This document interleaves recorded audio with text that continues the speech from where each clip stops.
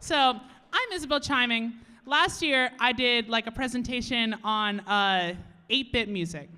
Well, I have a treat for you folks today because we have at Chipspace officially doubled the bits. That's right, 2 times more bits.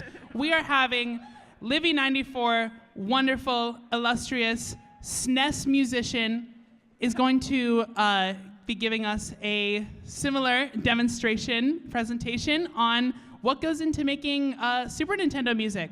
I don't know anything about this, so I'm just as along for the ride as you guys. So yeah, I'm gonna be trying to ask her questions, and we're gonna sort of talk through it, and it's gonna be great. So let's hand it off to Livy.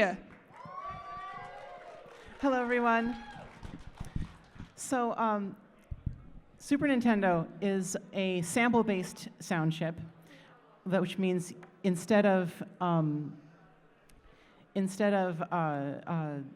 synthesizer like chip inside, it uses waveforms. It loads them into memory, and the sound chip plays them that way. And so we have stuff like, oh, there's no sound. Oh, I bet I have to change to the HDMI thingy. There it is.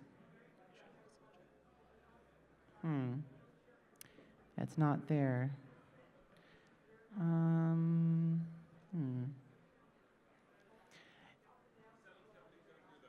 The headphone jack. Oh, okay, so that's this one.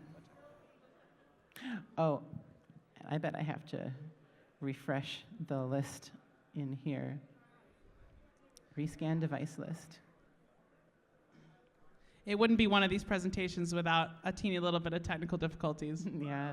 Last year, I had to summon my friend out of nowhere. I had to summon her, my friend over there. I had to summon her onto the stage out of nowhere to fix something. So it's just how it goes. I'm gonna close this and open it again.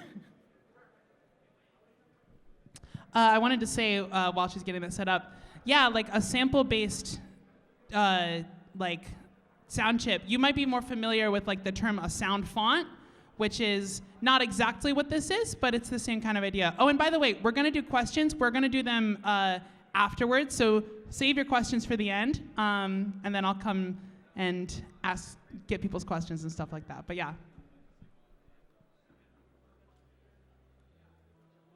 Oh, I can hear it, I think. Raise your volume first. Oh, is that really? Yeah, raise your volume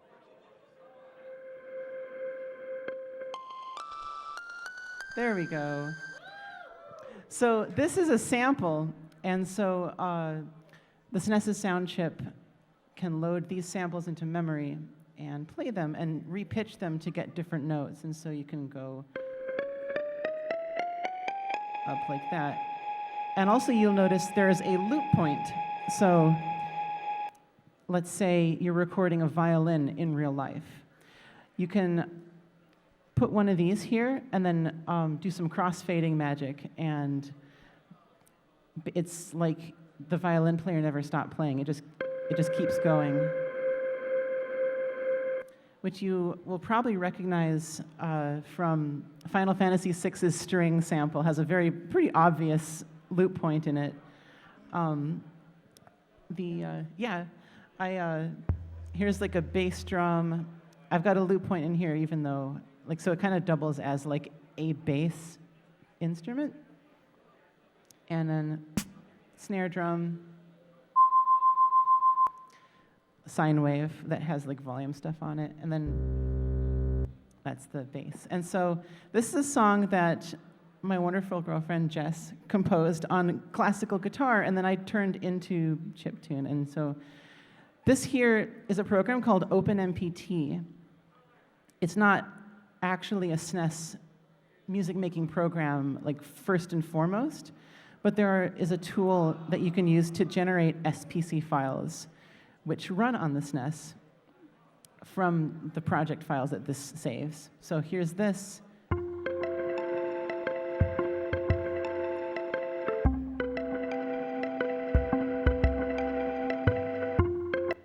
And so we can create from this project file an N-SPC, which then you can load onto a flash card or just play on the computer like this. Quick question for you, Livy. Oh. Is it a bad time? Oh, the file is not downloaded on my Dropbox.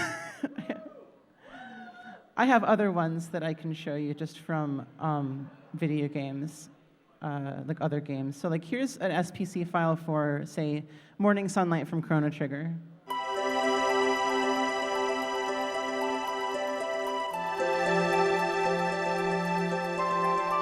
And so you can, with this, you can mute channels.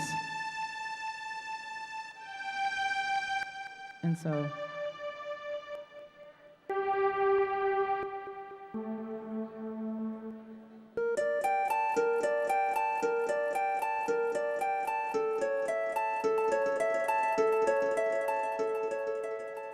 you'll notice there's a little bit of an echo because this channel had, this is something that like a lot of chiptuners love to do, where you have a bunch of notes in this channel and then you have them in a separate channel.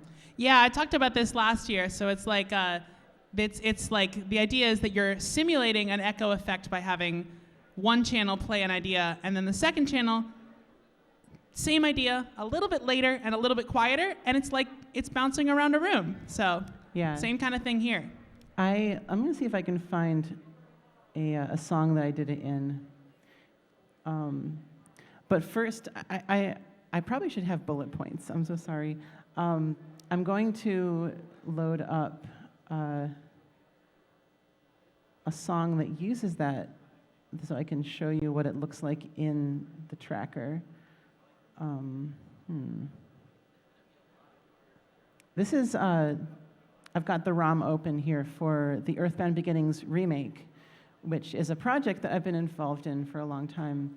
So I have, it's a remake of the first Earthbound game as like a ROM hack of the second, which is the one that you all know. And so I have,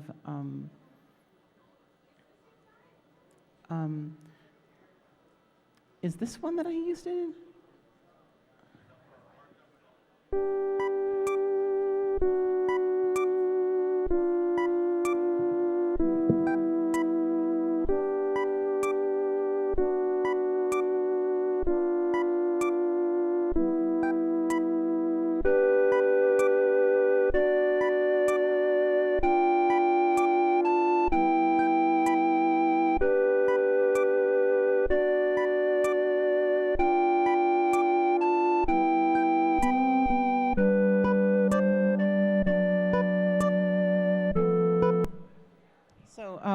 I'm not actually using that effect in this song, unfortunately. But this is an example of what EBMUSED looks like. I have a couple questions about what you're doing here. Yes. One of them is, what do the different colors mean? So, in EBMUSED, you can use what are called subroutines, which are kind of like, if you've ever used GarageBand, it's kind of like looping. So like if you have a, I'm just going to grab this and then put it here, 18. If you have like, I'm just going to like hit random notes here. If you have a bunch of notes, you can click Make Subroutine, and then it turns it into one of these, and then that you can set down here how many times you want it to loop. And so now we have this. Oh, it's not, you can't hear it. Notice how you can mute and unmute channels here as well. Oh, I know what's happening. Well, it sounds like the idea with the colors is that it like helps you divide the music into smaller chunks and then repeat those chunks over and over. This is especially really good for drum patterns. You'll notice that there, instead of grid lines like on a normal tracker, like say this here, where like you can like go up and like place notes wherever you want. This does not have grid lines. This instead uses numbers to designate how long each note lasts. And so this here is 18. And so like if I were to change this to OC, that changes how long these notes are. And it's kind of complicated, and it seems daunting, but the more you do it, the easier it is.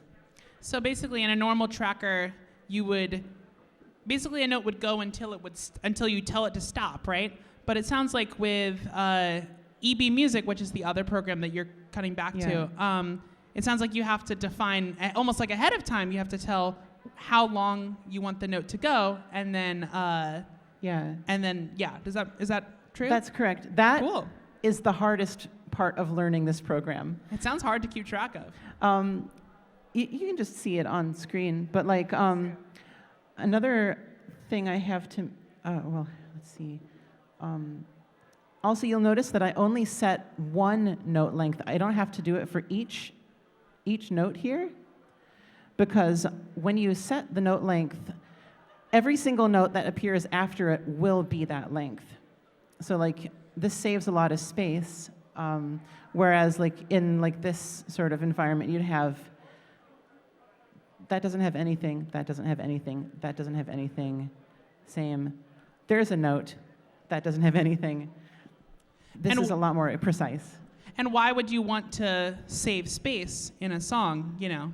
Yeah, so just generally for efficiency, and also if you have a bunch of like, say, 06 length notes and a bunch of rests.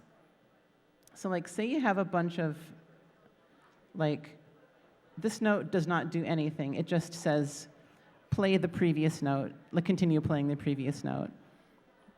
If everything looked like this, it would run slower. Like takes up a lot of space, right? It takes up more space, but also it has to crunch more numbers to play the song. So there might be like lag or something like that? Yeah. Oh, wow. And so notice how 06 is how long each of these notes are, including the ones that don't do anything. So if you were to, for the purpose of this, I'm just gonna like get rid of this, and oh God, I'm so sorry. I'm gonna just paste all that stuff here. For this, I'm gonna grab a tool that I programmed to make this sort of stuff easier. It's called PK Piano, and it's a clipboard tool that you can use to copy stuff to the clipboard to paste in here. That makes, so like there's an F, so you can just paste it in, and then it like puts it there. I apologize for how this is jumping around so much. It's just because it's zoomed in. Oh yeah, the reason I brought this up is that it has this multiplier thing here. So you can say 3 6-length notes are 1 12-length note. So if I go here and go here, put in 12, and then get rid of all these notes that don't do anything.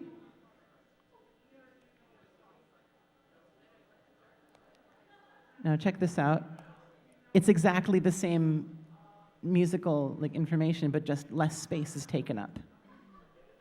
Yeah, that makes sense. So it's like, it sounds kind of like it's crossing into like programming and like some math and stuff. Very much so. Chiptune's not programming unless you want it to be. That's what I think. This box here edits everything that this view shows. Like this here is like a visualization of everything that happens down here. And so that is like hex code. They all, C9 is a rest, and then that A4 is the C4 here. There's a table of them in the code list if you're curious. This is every single note. So you got to remember to convert notes into hex code, and that's how you can put. Oh, but you don't. because of my tool. And also, you can just type on the keyboard if you want, but I don't like doing that because, as you'll notice, you can't hear anything when you press a button. It doesn't actually make noise. And so what I like to do is I like to use this tool that I programmed and then paste in. Boop. There we go. And bit by bit, you build up a song. And it's like any other chiptune tool. It's like building bricks. Like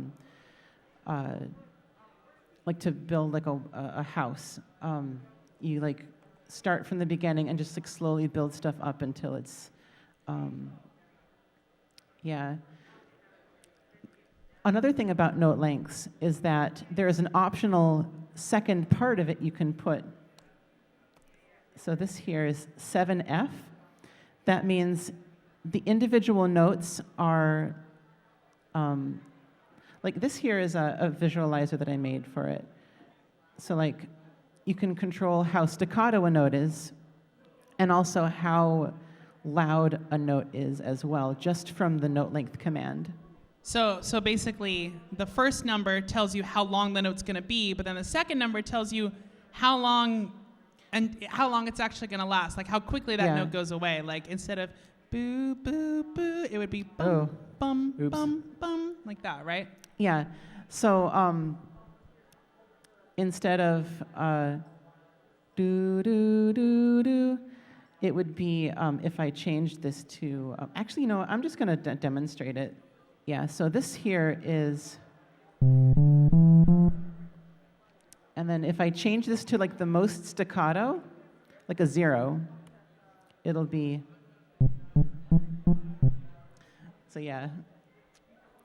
Nice. Yeah. Nice. Sorry, I forgot I was just excited, so I forgot I had just talking to this thing. Yeah. Now, I've heard, it seems like unlike with like, NES chiptune, it seems like there's some like built-in ADSR there, which basically is the kind of thing that you were just manipulating there, like when notes start and stop.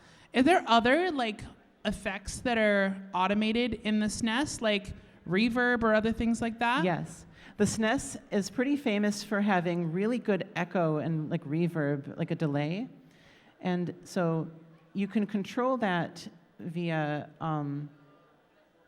this is a list of every single command that you can possibly, like here's tempo, here's global transpose, there's channel transpose, vibrato is in here somewhere, I don't know. Here's portamento, which is basically like pitch bend in MIDI. Very important to chiptune. Yeah. We love pitch bends. Pitch bend can put a lot of human touches into a song that would otherwise be sounding robotic. Here are the echo settings. So it's F7 and F8 are the ones to use. And so in my little handy dandy clipboard thing, I've made it so that you can just select which channels you want to have echo, and then like control. Oh my gosh, it is being weird today. I'm so sorry. But the more echo you have, the less space for instruments you have, because the SNES has a block of memory that can contain all the note data you're programming and the instrument data, which is the ADSR, which I haven't even gotten into yet, and the instruments, and the echo. It all has to be in the same limited block of memory. And so if you use too much echo, it like eats your instruments and makes glitch noises. And so let me load up a song that's like actually like something that. So there's still a need for like simulated echo, like we were talking about earlier, where a second channel is creating an echo effect because there's something you're sacrificing by doing the automated echo effect. Yeah. So here's a song from the remake called Roving Tank. If you know Earthbound Beginnings, you might recognize this. Oh, I have to enable the channels first.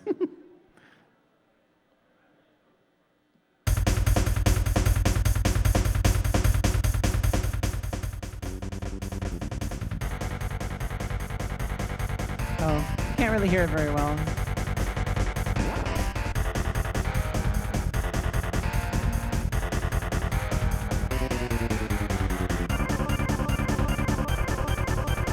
So like, you imagine, like, it's kind of, were you able to hear that? I couldn't, it sounded kind of muffled. Oh, you were? Okay, good. So as you can see, here are the two echo-related commands for this song. So if we go over here and take a look, F5 is the thing that says, okay, here's what the echo's going to be. Channels is a bitwise number, which means that like it changes at every time you like enable or disable a channel. It takes basically the binary ones and zeros and turns it into like a hex number. So that basically represents this one's on, this one's on, this one's on, this one's off, whatever I used. These here are the volume. It goes from 00 to FF. By the way, everything in this uses hexadecimal, which is a different way of counting that computers internally use. And it goes, you know about that? Yeah, I didn't even think about that. That might need explaining. Yeah, so it's like the way we count uses base 10. So once we get to 10, then we go back around to 1 again, and we do 11, 12, 13, 14. But with hexadecimal, you basically add 6 digits on top of that, right? Which are represented with letters. And so it goes from 0, 1, 2, 3, 4, 5, 6, 7, 8, 9, 1A, 1B, 1C, 1D, 1E, 1F. Then it goes to 10, 11, 12, and so on. And so as you can see, it goes like that there. Oh my gosh, it's never done this before. I'm so sorry. The errors. But so yeah, the volume for the left and right speakers are both set to 5A, which is like around like. So that means there's stereo, which is not a guarantee in chiptune. Yeah. F7 is the secondary echo effect command, and so that actually sets the how much echo you're going to have. The feedback, which is like if you've ever used a VST for delay, it's the feedback basically, and then an FIR filter, which basically lets you do a high pass filter, a low pass filter, or a band pass, or if you're using a music driver like the stuff that you can use to convert these sorts of files to SPC files, you can like make your own like equalizing, like it's basically an equalizer on just the echo that comes back. I hope I'm explaining things okay. Okay, good. So basically you can fine-tune the sound of the echo separately from fine-tuning the sound of the instrument. So here I'm going to do a thing where I'm going to demonstrate what the current echo is. I'm going to save it to the desktop. Test. Oh, hello. Test.spc. So now that saves it as an SPC file.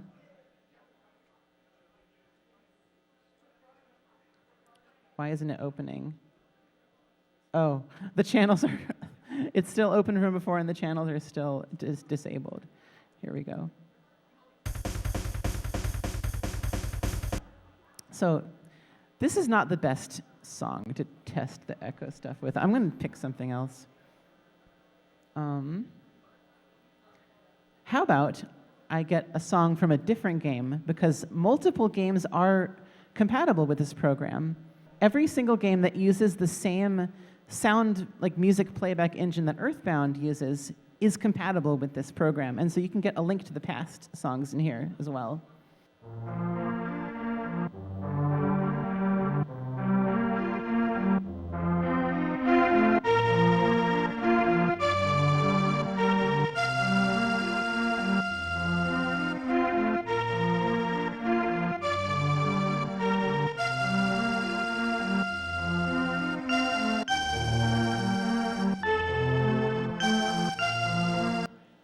Like you've heard that song before. So I'm going to export that as an SPC. An SPC being the type of sound file that the Super Nintendo runs, Yeah. right? It's basically a snapshot, like a save state of what the audio memory is doing at a specific moment in time. And so like now I can just play this. And yeah. But let's mess with the echo. So it doesn't look like they're using any, which is weird. These are all patterns like you'd expect from other chiptune programs. Oh wait, they are using echo. So it's enabled on all channels and it's 0. So let's take it to like 80 or something. And then let's use, let's just hear what that sounds like. So I'm going to export test.spc. Oh, come on. Here we go. So you can't really hear it, but if you look at the debug stuff, you'll see that the echo is set to 70 there. Now let's use too much echo and cause glitches. So instead of O2, which is barely any, let's change it to OA, which is 10 in the normal way we count. 10 out of 16, so pretty high. So here we go. Oh, can you, what? It's still 70. Oh, wait, no, yeah. Yeah, there's the OA. Does it sound any different? Yeah, it sounds good to me.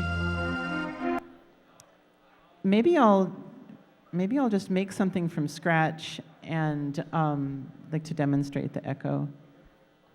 Let's see what instruments we have.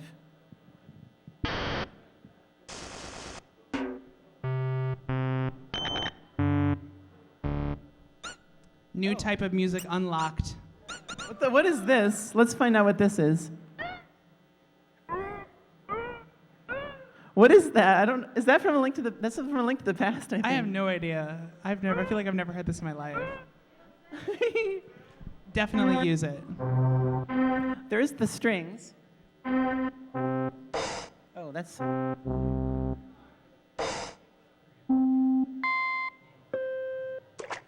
Oh. There's the sound effect of the. Wet music. That's a snare.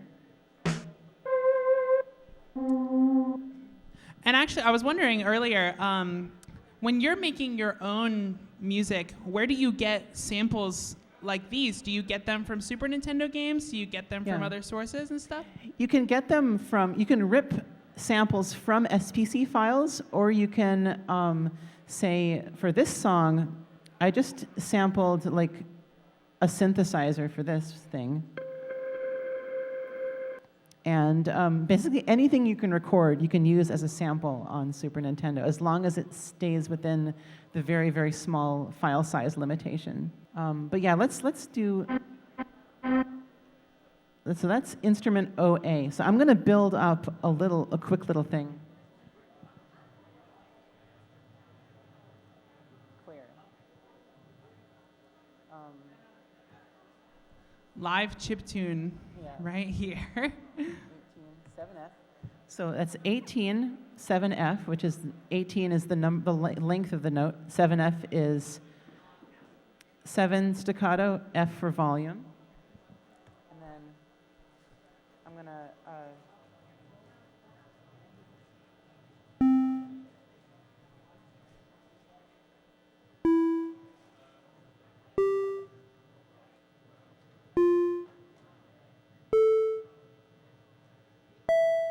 Wait, no. So now... Oh. That's because I haven't told it what instrument to use yet. So,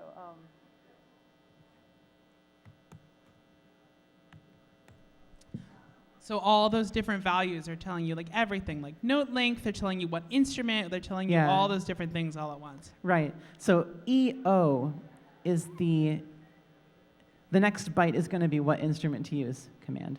So I'm going to use OA, which I think was the strings. Yeah. So now,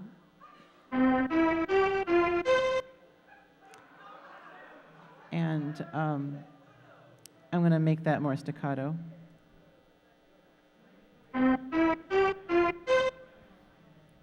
And then after that, I'm just going to like put a bunch of silence, a bunch of like blank notes. So now, I'll export that as an SPC.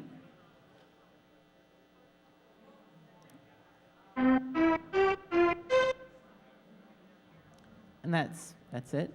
So now I'm going to put echo in, so I can properly demonstrate what the echo is. So I'm going to want it to be just, oh my gosh, just the first channel, and I'll have it as like 05, which is, oh no, 06. That's a lot of delay, so that should be pretty, I'll do 07. And this copies the command to the clipboard, so you can just paste it in. So I'm just going to do, and now I'll export it, and we'll hear what it sounds like.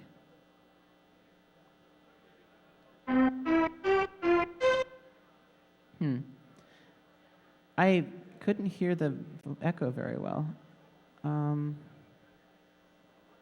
Is it because, what's the matter with it? Oh, there might actually be a glitch in this. This is like a newer version of the program. Yeah, this is backwards. I need to fix this, but the version on my GitHub page will not be broken like this. But is it GitHub.com like Livy94? Yeah. So here is, so let's see, channels is going to be that number. So that needs to be 01 to just have echo enabled on this channel. So I'm going to export SPC. Let's try it again. Yeah, you could hear more echo there. And let's use too much. Let's use like OF. Yeah. Or like, I wanted you to go all the way. Yeah. I don't even know if that's a valid number. Let's find out.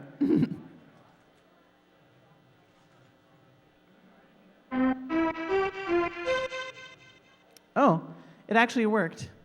Sounds good. You can hear the echo more obviously there because it's, let's change the instrument to, let's do that. Yes, this is the one I want. Yeah. So that was, so that's instrument 10. So I'm going to change this to 10.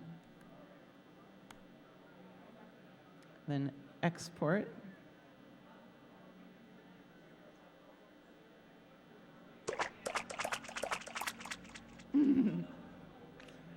Very, very good. Let's take a look at another song here. Let's do Live House. This is by my friend Pincy, contributing for the project.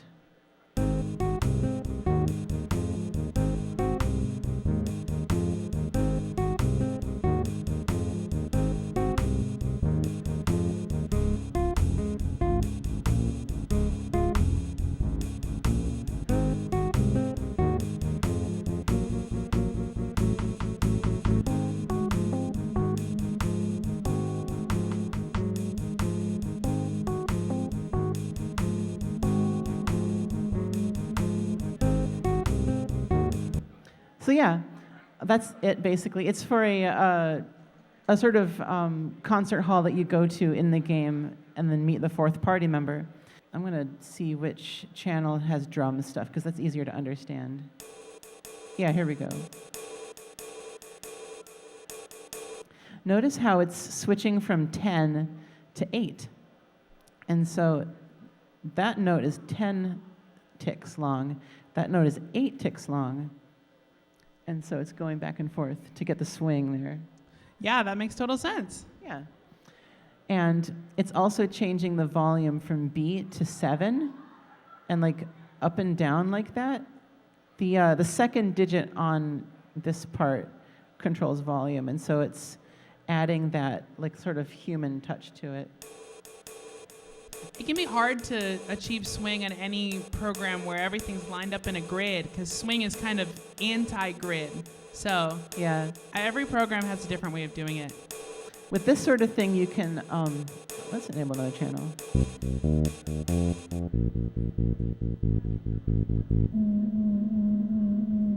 Oh, what? Why is that doing that? Let's see.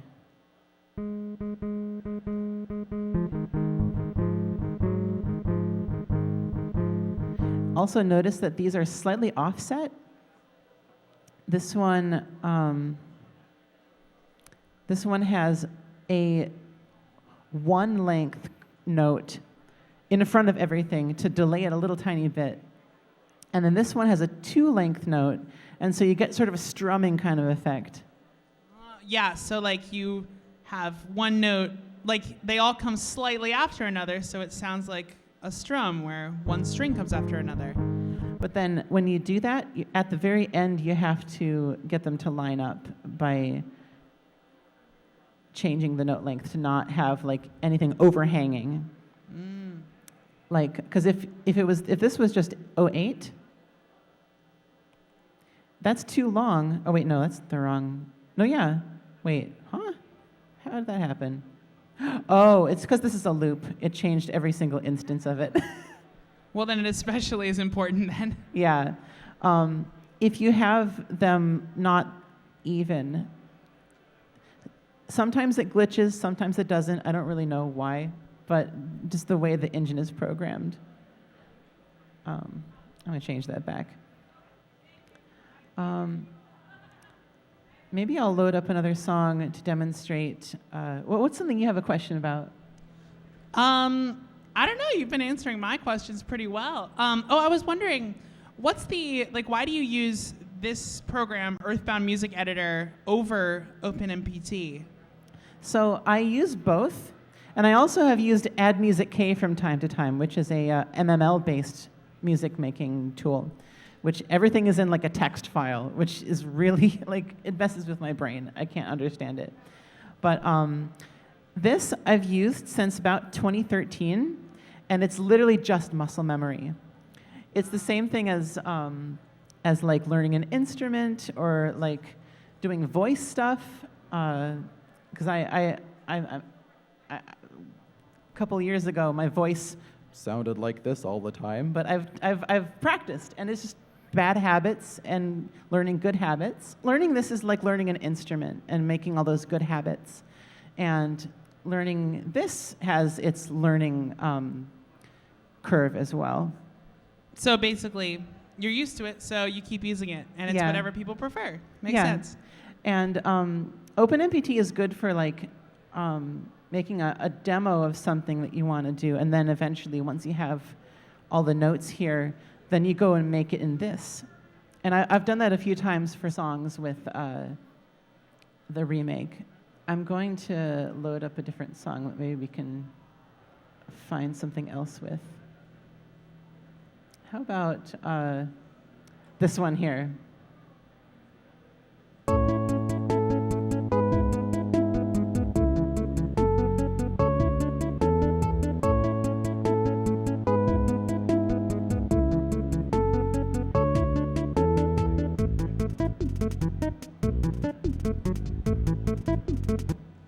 Notice how this hi-hat channel is like going all over the place with the note lengths to get the little like.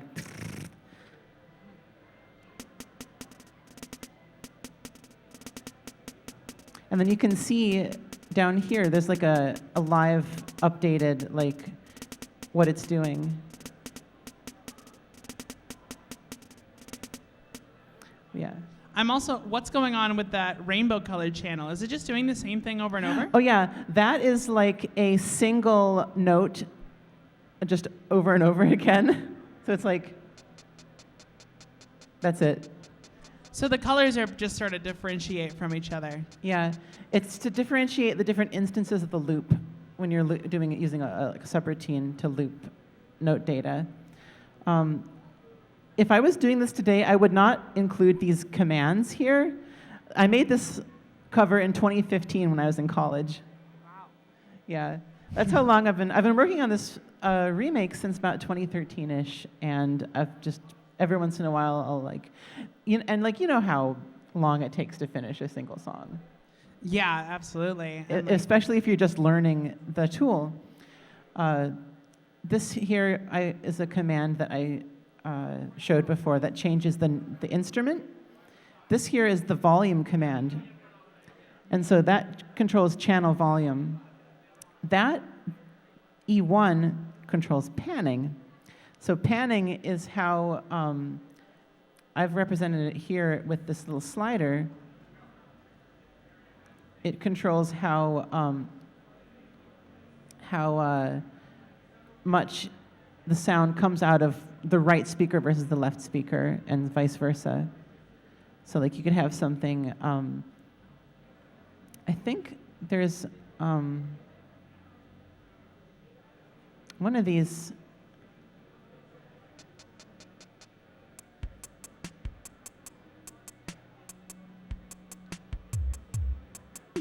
Oh yeah. This here uses portamento, which is like pitch bend. It's using it for those like boom sounds, right? 'Cause it's going down. This here, thanks to a recent update to this program by someone named Bluestone, there's now like a little preview down here, which I probably should have been looking at before, which shows what each parameter of the effect command is doing. So this one is enable portamento, and then delay is 0. You can use this to control how long it waits before doing the portamento. This is duration, which is how long it lasts. And then this is how the end note. So this is how far it is sliding. And so it's going like, yeah. And like FamiTracker has its equivalent as well with that. Yeah. I mean, I think a lot of these programs have like all these different effects that do different things, and it's definitely like daunting to learn a whole new set of them. But like, especially when they give you the resources like to look at all the effects and what everything means, like, it's something you can learn eventually, and like, yeah. When I started with this program here that copies notes to the clipboard, it was just like this big. It didn't have all this extra stuff, and like it was. In 2013, I was a freshman in college, and it was my very first programming project, because I used to be a programming major. That didn't end up working out.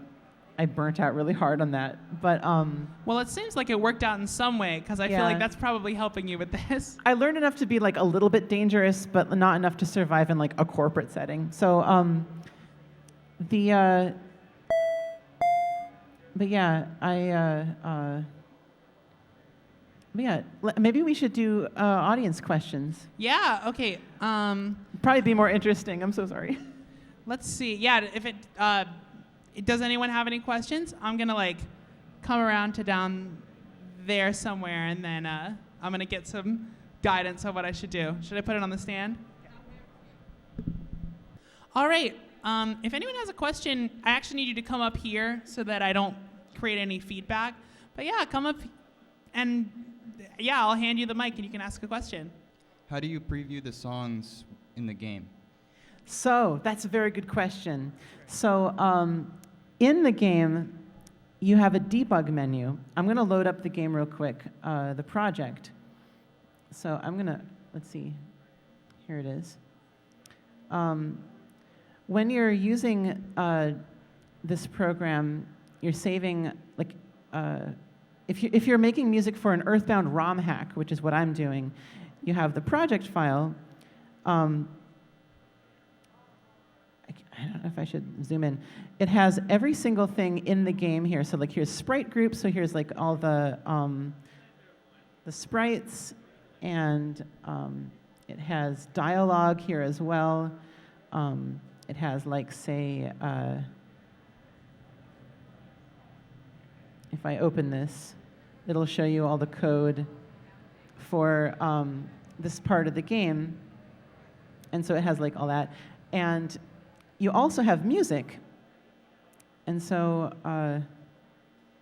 that is, oh, that's not it. It's here. It's all stored in packs. And you save all the song files in like these here. But to actually listen to them in-game, you boot up the ROM. So here's the game. And this is all like a ROM hack.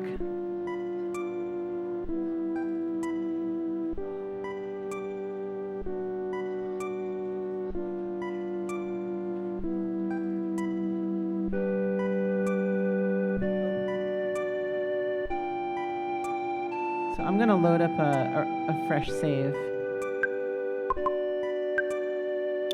Oh, wait, no, actually, I don't want to watch the intro. Here we go.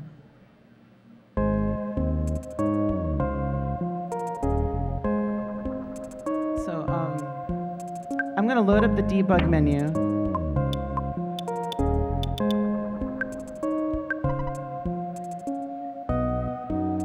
Sound test. So now I can basically select a song in here. So if I wanted to play All That I Needed, I would say 76. So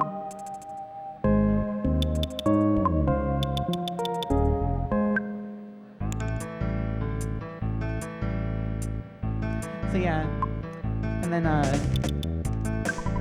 you can do like different effects here. Oh shit.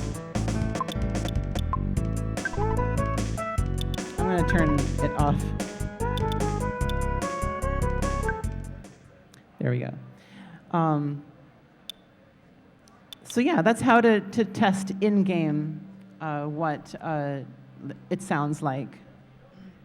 It's really cool to see like a debug mode. You know, that's always like something Yeah. that's like a cool like special secret that gamers find. But like, I've got, like, it's a cool to bunch see of- it in action. Yeah, and then also when you're programming like the hack, you can like warp to different areas of the game, and so like you can go to say, here's a debug room that like.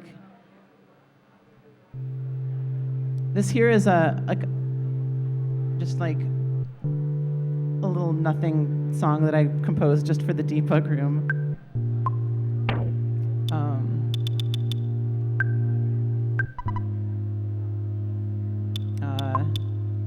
And then, like, you can go to say the cemetery.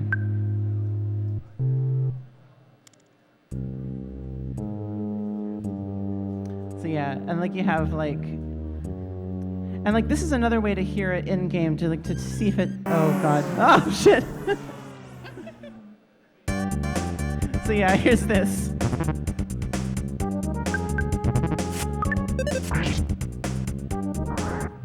Oh, Pippi is OP.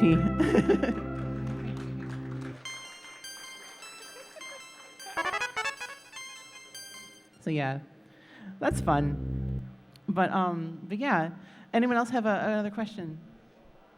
Come on over. Oh no. If you think of it, let me know. Can you talk about the relationship between MIDI and SPC, or maybe like strategies to convert from one to the other? Yes. Oh yeah. So MIDI is a much more. There is a. So this is kind of advanced, but like, if you open up a MIDI file in OpenMPT, this program here, it will like technically work. You'll have to like refine it, and then like you can convert it to like this format by hand, or you can use this sort of more experimental like thing in this program I made, which attempts to convert a single column of note data. And so like I could say grab some of these notes, and then it reads what's in the clipboard, and then like basically turns it into extremely unoptimized code here. It's basically just going through every single line of what you copied, and then like going, what's the equivalent code? So 1, 2, 3, 4, 5, 6, 7, 8, 9, 10, 11, 12. To like optimize this, you'd use a 48 length note. So then you'd go 48, and then get rid of all of these nothing notes.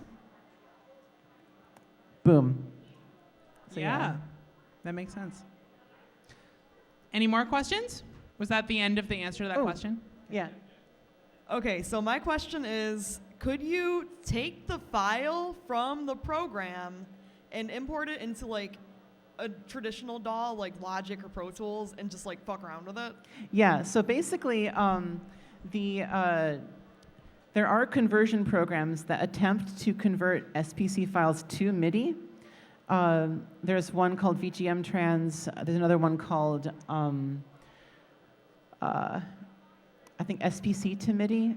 And they're all kind of imprecise. But it will spit out a MIDI file for you to import into a DAW and play with. Yeah. Cool. Shout outs to VGM Trans. Heh. Anyway. Any other questions? Yeah. If we're talking about optimization, the Super NES uses samples, but I'm sure it has very strict memory constraints. How much do you have to worry about like particular samples being too expensive or having a high sample rate, or are there ever situations where you can't use a particular sample if it takes up too much memory? Yeah. Making samples is something that's more like, takes more time, but like let's say we wanted to use this in an EB Musad song. It might be too long because this is, here is like how the length of the file. And you can see that it's got, compared to most SNES instruments, it's fairly like long, and like the loop is long as well. And the only reason this worked in this song here is that it's like the only really, really big one. So in the song, one thing you can do is you can resample. So you can say change it to like this here is already kind of low. It's 1600 hertz, which is the sample rate of the waveform. If you change it to like 8000, it like halves the file size, but also it sounds worse. That's not too bad, actually.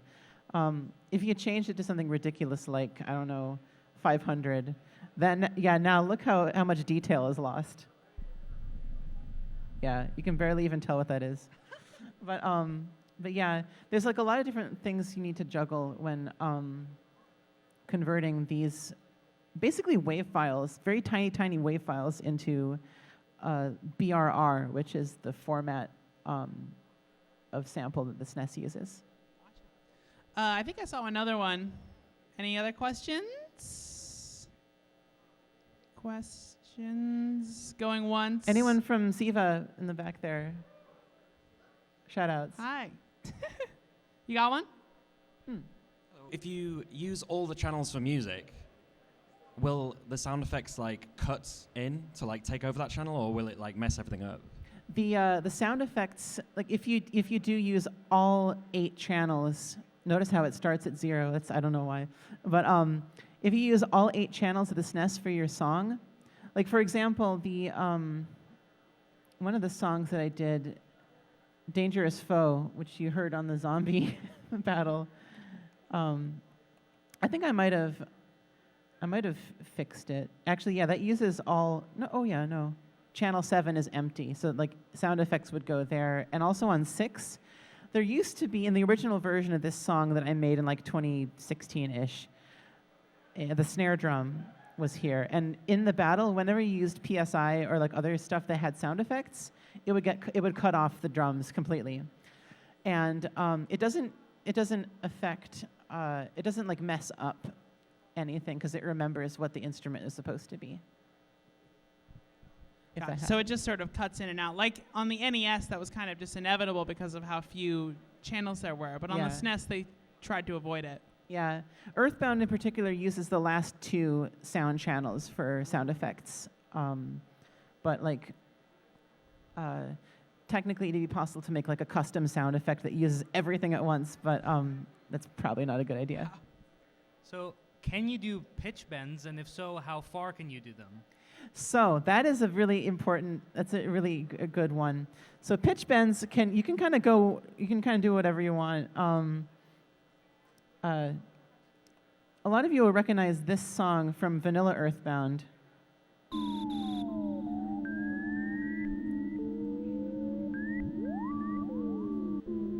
So that little iconic whistle thing is here on channel 3, I believe.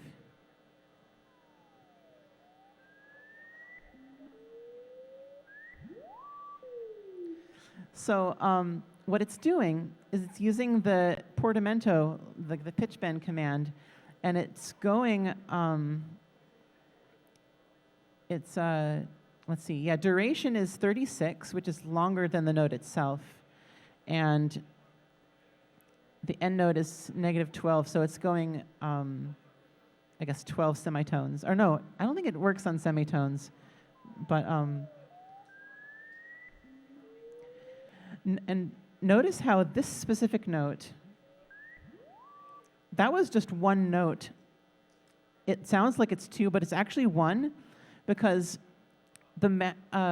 each instrument has like the lowest note you can play and the highest note you can play. And if you try to pitch bend further than the highest note, it just wraps around. It's like literally just like a pitch value. Yeah. Oh, are we out of time? Yeah, it looks like that was the last question. Okay, cool. I hope this wasn't too confusing. I'm so sorry. Well, yeah. This is a really, really fun thing to play around with and sort of sit with and sort of like gradually learn over the course of, 10 years now? I don't know how long it's been. Probably longer. But yeah, don't let it be too intimidating, I guess. The longer you use it, the easier it will become, just like anything. Are there any tutorials for it outside of this presentation, like online? I have been making a couple tutorials, although I haven't been very good at like sitting down and making them, but I do plan to make more. There's also a couple tutorials from like 2009 from someone called MCing Ragnarok. Sometimes those are the best. Yeah. Well, everyone give one more hand to Livy94.